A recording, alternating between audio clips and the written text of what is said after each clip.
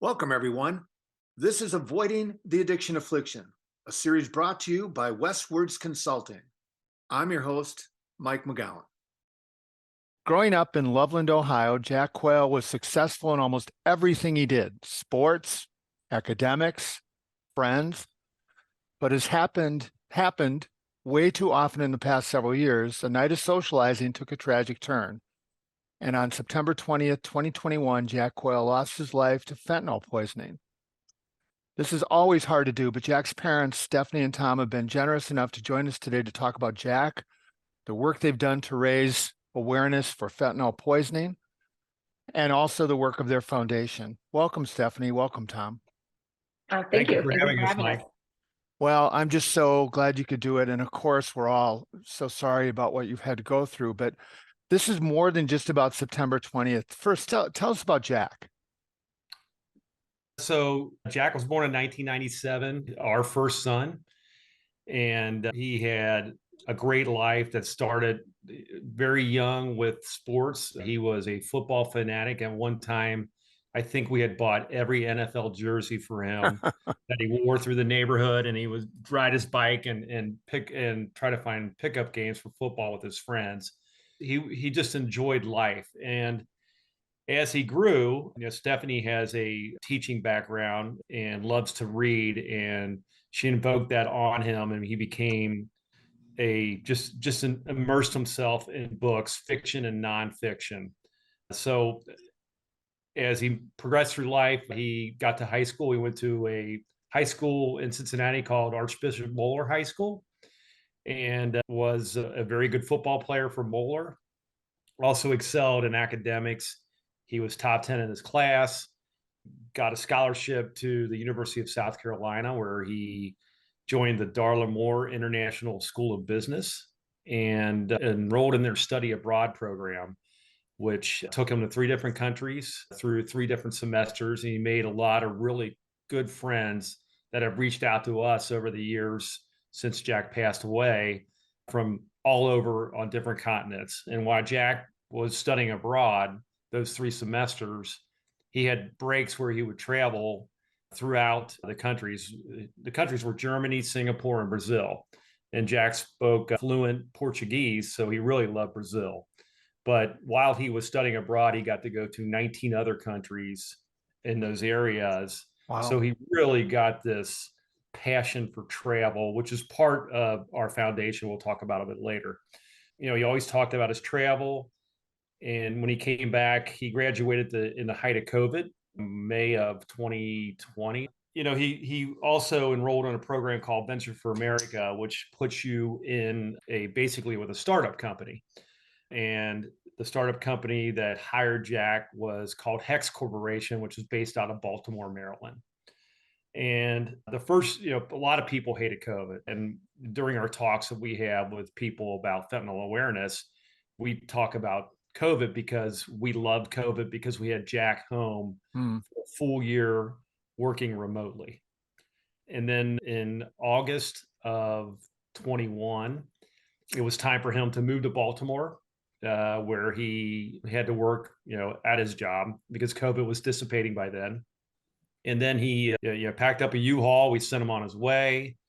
He was there for roughly a month and a half. We visited him in Labor Day weekend. His younger brother, Tyler, also rolled in Venture for America and got a job in Philadelphia. So Baltimore and Philadelphia being so close to each other, it was easy for us to get up to see both of them. So we spent a day in Philadelphia with Tyler and then drove down to Baltimore to see Jack and his new apartment. And Labor Day weekend, that was the last time we saw Jack alive. So about 2.5 weeks later, 2 weeks later, we got a call from one of Jack's friends who we met up in Baltimore, who also went to the University of South Carolina with Jack. His name was Aaron. And then Jack had another friend, Chris, also from the University of South Carolina, that was with Jack the night, and both Chris and Jack died. One of them had found some cocaine and they tried it, and it was laced with fentanyl. And unfortunately, it killed both of them. Wow. Stephanie, you had no idea, right? That, Yeah. Honestly, I kind of want to backtrack a little bit though, because Tom, when you said, well, tell me about Jack, I think another thing to know about Jack, besides, he was smart and athletic and all that stuff, he was very unassuming. So he has the best friend group ever, and they've stuck together since grade school, moved on to their high school, added kids, moved on to college, added more kids. And Tom and I literally have found out more about him after the fact, yeah, unfortunately. But he just was one of those kids that people liked because he just hung back, he soaked it all in.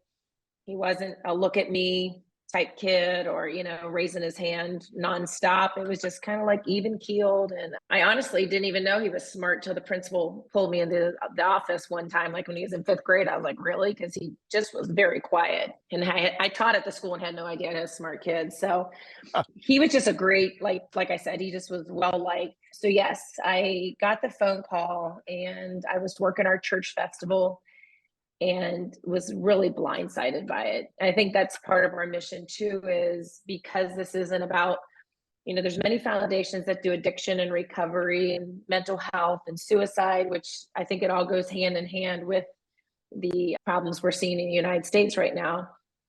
But we were really focusing on the one-off social use that we had no idea was so prevalent right now. And honestly, I think every family in our community that we're friends with and non-friends with, every single parent said that their kids have tried recreational drugs at age, I'd say, college, but even beyond college. Now, I didn't realize it was so prevalent in the working world.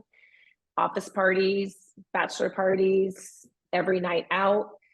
It's not something that they're shocked over, right? And so I think it really hit everybody hard that it was Jack, because you have a kid like that who's just, it could have been anyone, I guess. And Jack's friends were very upset about that because he went back with Chris that night and they had all been looking out for Chris, and they said they just, why Jack? Like they said, could have been any of them. And so that was what was really hard for me. The stomach was like, what were you thinking?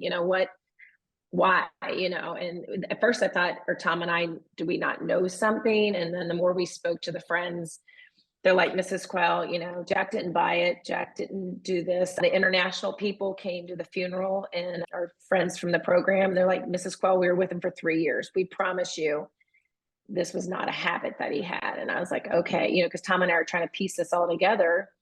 And obviously both he and Chris died. So the night is still a mystery and it drives me crazy as a mom, but we won't know what the decision was or why they did this, or, I truly believe, alcohol is a factor. And I think that's another thing we have to preach to these kids, that you think you're invincible. And when you make decisions when drinking alcohol, they're not always the best decisions. So yeah, we feel like there's many of Jacks out in the United States, and these kids that just think not me, or the parents that think not my kid, or this will never happen in our community. And we've had so many people reach out to us that have stories, they just aren't telling them. well, and you alluded to it. Fentanyl is in everything, it seems like, and I really respect it and like the fact that you all are calling it what it is, which is fentanyl poisoning. Mm-hmm. Well, and we honestly, when we spoke to about 400 to 500 kids in May, and it was great. They would raise their hands, or we had like a Google, a exit interview with these kids, and they were like, make sure you talk about the street cartridges and vaping. Make sure you talk about the marijuana. My kid raised his hand and said, my cousin just died smoking marijuana. And we were like, thank you for saying that, because they think, oh, it's not in this and it's not in that. And it literally is in anything off the street, everything. It's been found in everything now. And it's just very scary to me. Yeah. Well, and Tom, that's part of your foundation's work, right? What are you all doing with the foundation, and what have you found? Yeah, so let me just backtrack a little bit on how the foundation started. So obviously, when you lose someone you love that closely, and he was the apple of our eye, we are lucky we have 3 other sons, but losing that, you have this state of shock in the beginning, Mike. So for the first 10 days, everybody's coming over and comforting you, and then you have the funeral, and then everybody goes away. They have to go Yeah. back to their schools or work. And to be honest with you, I became pretty much a recluse for a couple weeks. I didn't want to eat, didn't want to, All they want to do is lay in bed.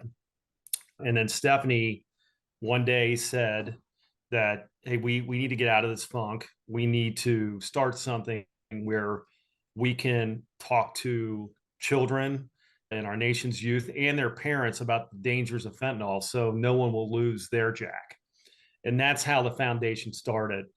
And really, and Stephanie was the driving force behind all that. So what we did is, I gradually jumped on board and then became full on board. And we both have retired now and focus solely on this. And, our goal is to basically speak to as many people as we can about things we never knew about. We didn't, I knew the word fentanyl. I thought fentanyl was prevalent in people that were strongly addicted. I didn't even know it was in cocaine. That's how, dumb I was, I guess is the best way to put it. And I think there are other parents out there that don't realize how fentanyl has pretty much seeped into everything out there, from illicit drugs to counterfeit pills to you name it, it's probably in there.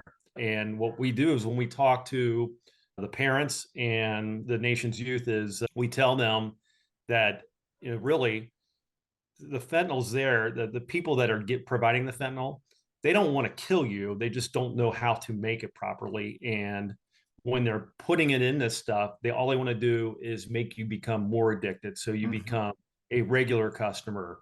And even though you don't even think you're taking fentanyl, there's the strong addictiveness of fentanyl. It will basically suck you in and then you will become addicted.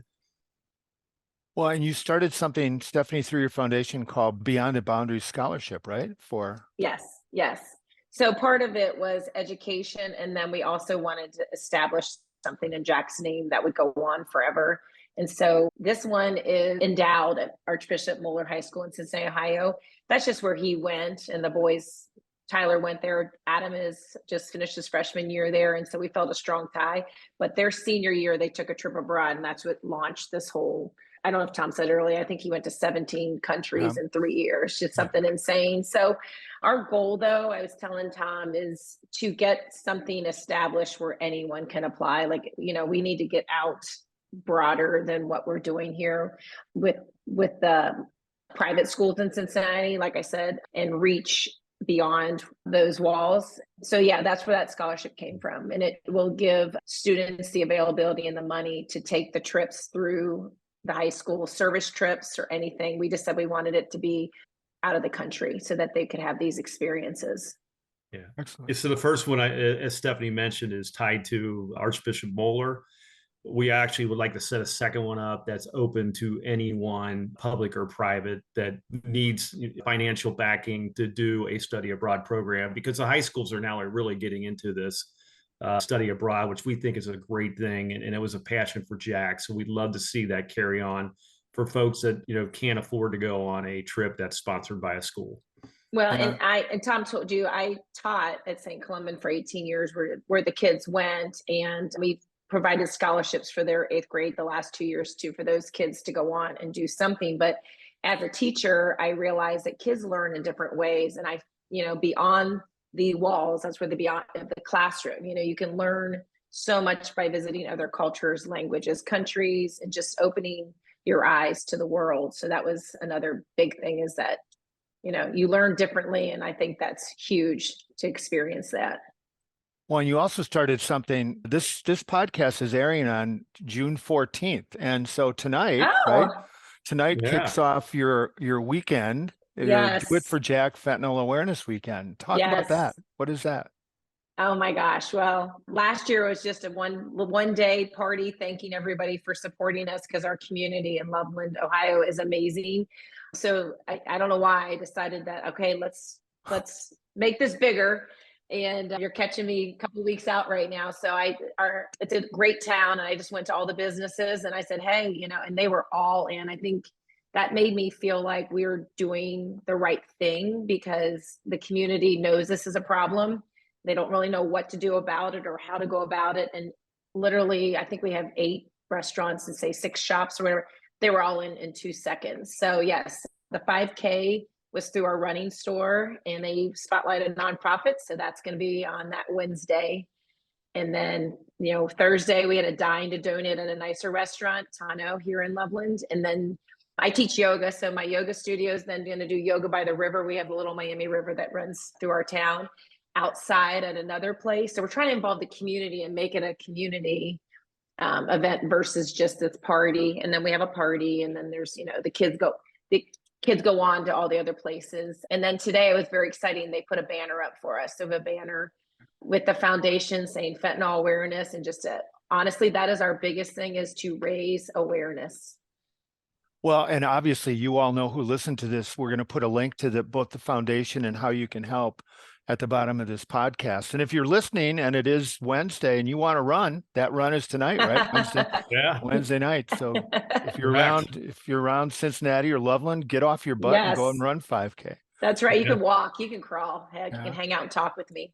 Tom, Stephanie alluded to this a little bit about the community being so supportive. And I did want to ask you guys this. Oftentimes, the people who make decisions don't get a lot, it seems like they don't get a lot done, but folks like you, parents and community groups, can get a ton done. What have you found as far as, getting stuff done around raising the awareness of this problem?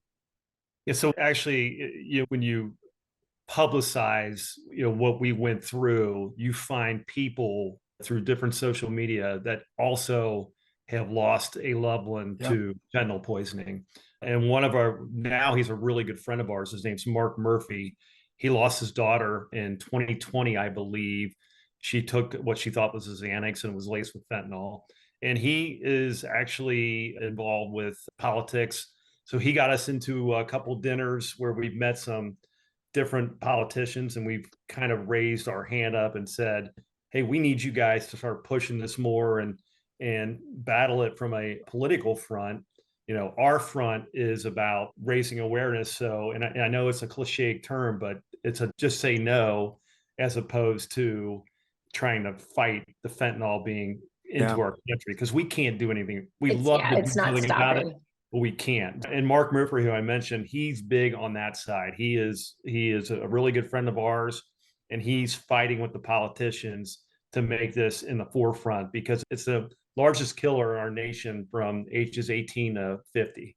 So think about that. You don't really see much about it, but if you doubled the amount of gun deaths, you would reach the level of overdose related to fentanyl. I think you all may have bumped into somebody else we've had on the program here, which is the Rockwells. And, in a year, Erin and her husband, through their foundation, got Narcan in every single college in the state of Wisconsin from zero, right alongside the defibrillator paddles. You do a ton. And you know what, that's so interesting, because us working in the high schools and I was subbing, I was like, this needs to be in every high school now, because I think that's where we've gotten to with the 6 out of 10 pills being laced. It scares me to death that, being a teacher, what are you going to do if somebody pops something in the parking lot and then shows up to class? So that's amazing what the Rockwells did, and it needs to trickle down. Yeah, I think we're up to 200 deaths a day. And I'm like, this is insanity at its best right now. So we just, like I said, we have got to education, like Tom said, just say no. I just saw another foundation's tagline was just say no, but KNOW. Oh, it's knowledge. Great. I like, that is brilliant you need to educate. We've even talked to 5th graders, 5th, 6th, 7th, 8th, you name it. At first we are starting here. Parents are soaking it up. Everybody wants to know, more and more. It's funny you should say that, Stephanie. I work a lot in schools, and I was doing a presentation at a school in May, and none of the administrators were there, which is a little unusual, although they came in the second half of the day. Where they were in the morning was doing a Narcan administration training that district is doing and so they are going to get it in all their schools, because just as you said, that's what they're afraid of. I have to ask you before we get into a couple other things. One of the things I was reading about Jack was, so he went to Moeller, which is no small accomplishment. That's an athletic high school. Then he goes to South Carolina. He's living in Baltimore. How does he become an Arkansas Razorback fan? So, Oh my gosh, that was when he was like, what, honey, 5 or 6? yeah, I'm an Ohio State fan, and he hated Ohio State. Well, Because don't we all that don't live there, Tom? so his two favorite teams, and obviously the Cincinnati Bengals have done well recently, but it was the Arkansas Razorbacks from a college level, and I can't tell you where he picked Why? that I one think it up. was the pig. Yeah, I think it was the Yeah. pig. But he was an avid Tampa Bay Buccaneer fan. Yeah. And that came from, we took him to the original Pirates of the Caribbean movie. 5 or And 6, same age, yeah. And when I say passionate, if the Tampa Bay Bucks were on, we had to make sure it was on over any other thing we had in our house. That's So great. yeah, he just had a passion for both those schools. You know what? And Or I have to those add four, that when Tom Brady joined them and they were going to the Oh. Super Bowl, he called me and I had to take pictures of my scrapbook to prove he was a fan since 5 years old or whatever, to send to his fraternity brothers. I was like, Yeah. oh Lord. So yeah, no idea. But that's his mind. He never was like, it was always outside the box of anything. He always went against the grain, for sure. That's great. Well, and you mentioned earlier you have 3 younger sons, so I have to ask that has to be hard for them. How are they coping? Yeah. So I was married before. So Eric is older than Jack. Yeah, he's and then 33. Tyler's a year behind Jack. And then Adam is going to his sophomore year in high school. And it was definitely really tough on them because we were all very close as a family. And, Eric got married about a year later after Jack's death. And he had a toast at his wedding and he choked up about it. And, it's tough. And Tyler, we talk about it regularly, and it's still tough on Tyler and especially Adam too. We spent basically 2 weeks at Moeller talking to small breakout classes, and Adam's at Moeller at the same time. And I know it was really tough on him because he didn't want to have that stigma of, Right. he didn't want anybody feeling sorry for him. And the kids were very good about embracing that because we actually talked to them when Adam's not in that class and said, look, don't treat Adam any differently. He's one of you guys, just consider it that way. But yeah, from a family standpoint, all the brothers took it tough. I think too, like for me, I tell my friends, and I think Adam being here, I mean, there was 9 and 11 years difference between Tyler and Jack and Adam. And I think Jack was gone so much because he went 4 years to South Carolina and went travel abroad. We saw him like 2 or 3 times a year. And I think it's one of those things that we're lucky in a way that I don't expect him to run down the steps every morning because he had not been home besides the COVID year where you're expecting that person to come through the door every day. It's not funny, but Tom was right. Jack left and then Tyler left within 6 weeks. And I said to those boys, I was like, take what you want, because I had not painted the room since they were like 6 years old. And so Mama came through and just cleaned it out. I repainted everything. And is it bad or good? I don't know, but I don't have that childhood room I have to stare at. You know what I mean? It makes it easier, but it was just so funny. We were so like, good riddance, boys, time to go. And then if we could just take it back, we would. But, I think with Adam, he's just going to be, I just think, God, we got to get him through 4 years of high school. This stuff is just starting, So yeah, I think day by day, we just this gives us a reason. People like you reaching out to us tells us we're doing something for the good and gives us another reason to keep going and to get out of bed every day.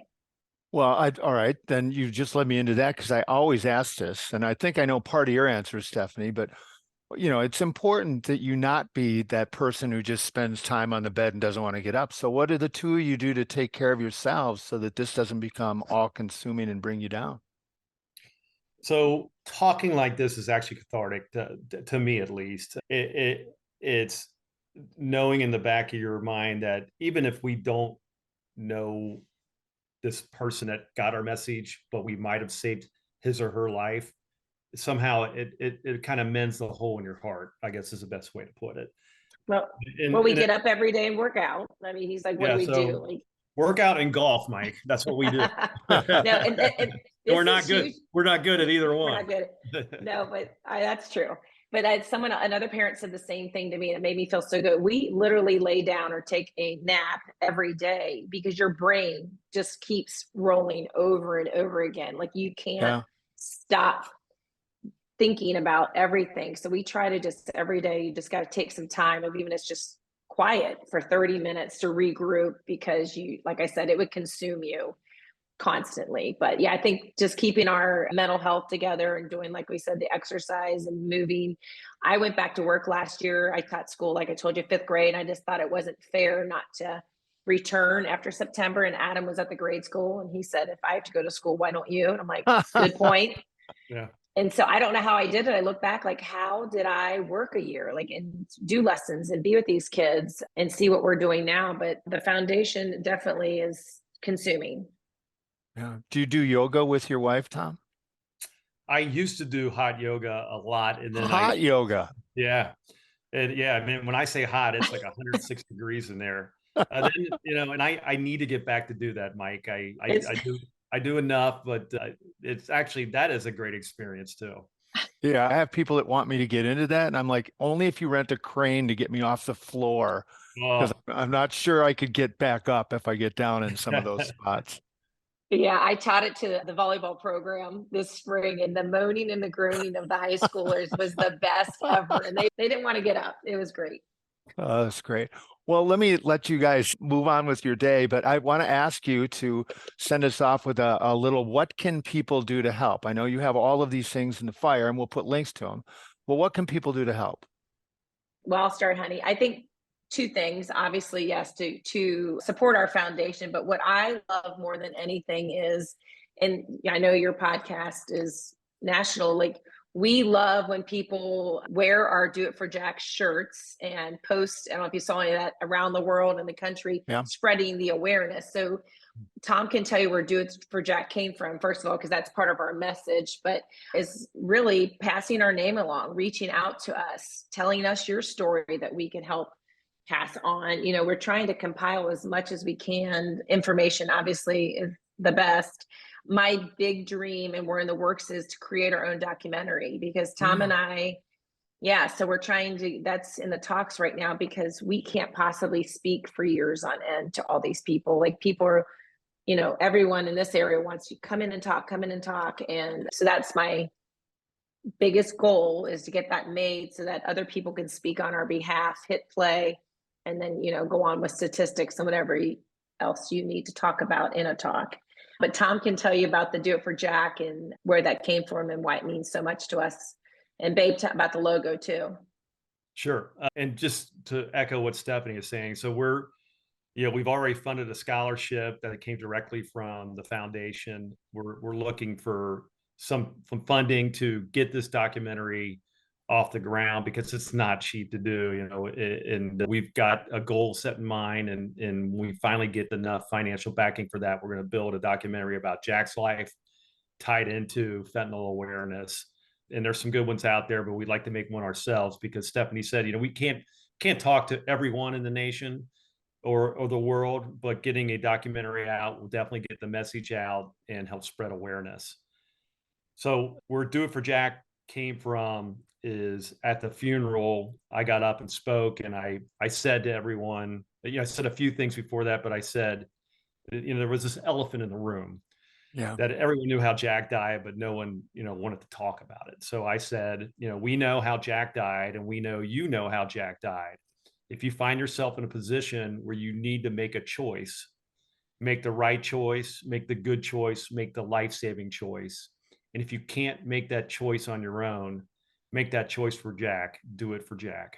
So that's where it came from. Wow. And we have a logo. If you go to our site, you'll see it. It says Do It for Jack. And there's a sunrise above it. Jack's cousin, Andrew Homer, who played football for Miami University. They were best friends. They were the same age. Jack had a picture of a sunrise, I think, when he was either in Singapore or Brazil. It was Brazil. Yeah. And Andrew had got a tattoo kit. So they decided to put the sunrise tattoo on Jack's leg. It's just a little small tattoo. And we put that into the Do It for Jack logo. So we actually have friends, cousins, uncles, and aunts that have gotten the tattoo. Wow. Stephanie and I have not got the tattoo yet. I don't know if I'm a tattoo guy, but it's just really cool that it's a good symbol for 2 things: to remember Jack and also to raise fentanyl awareness. Well, and the lines of the tattoo are imperfect, if you saw that. And I think I tell the people we speak to. Jack was not perfect. We are not perfect. And so having that imperfectness of the tattoo, kind of speaks volumes of, back to making one mistake, one bad decision, and it can cost you your life. There's no more of, I'm going to try this anymore. And kids, just adults, cannot do that anymore. But Excellent. we're trying to preach that. Well, and you're doing a fantastic job. I mean, I heard of you, and I'm in I several love states it. away. That made several my states day. away. Yeah, that made my day. That was, well, Tracy, who you reach out to, she's on our board, and Mhm. she's a writer, and we're so lucky to have her because she's a nonfiction writer. She does our research and makes sure that our statistics are up to date and all the things I don't like reading about it because it just depresses me. So she's been huge to our foundation. Yeah. And I know we're getting close to the end of our time, Mike, and I appreciate you reaching out to us, but I got to finish with this because we would not be anywhere without our foundation board members. They work for free. Stephanie mentioned Tracy, Stephanie's sister, Jen, and our brother-in-law, John Homer, are involved. Carol Ruyard, who's our neighbor, is heavily involved. Dave Germano, who's our brother-in-law, is involved. He's a marketing guy and has really helped. Kelly Tarantino designed the website. She's an old friend of ours. And then Angie Kyer, who's also a friend of ours, is heavily involved.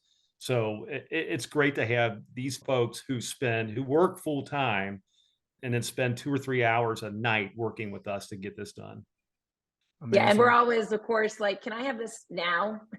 Yes. Can you design this artwork immediately? They've been amazing and integral to all this for sure. Well, good luck with the weekend coming up. Thank you. And thank you for joining us. And for those of you who are listening, this is another example of a sad story where people take that and turn it into hope and optimism for the rest of us. So we encourage you to listen in next time. And until then, please stay safe. And I think the Quehls would say this: do it for Jack and do it for your kids and do it for yourself.